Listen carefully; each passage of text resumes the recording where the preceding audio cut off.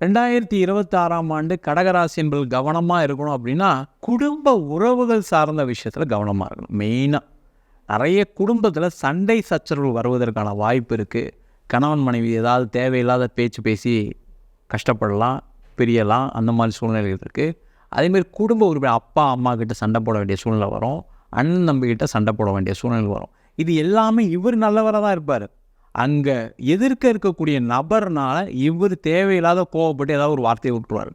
அந்த வார்த்தையை பிடிச்சிக்கிட்டே சொல்லுவாள், நீ அப்படி பேசிட்டேன்னு சொல்லி அங்கே குடும்ப உறவுகளுக்குள்ளே சண்டை வரதுக்கான சான்சஸ் இருக்குது. அதில் கவனமாக இருக்கணும். அதே மாதிரி உடல் நலத்தில் நிறைய கடகராசி என்பது அஷ்டமசனில் நிறைய பாதிக்கப்பட்டாங்க.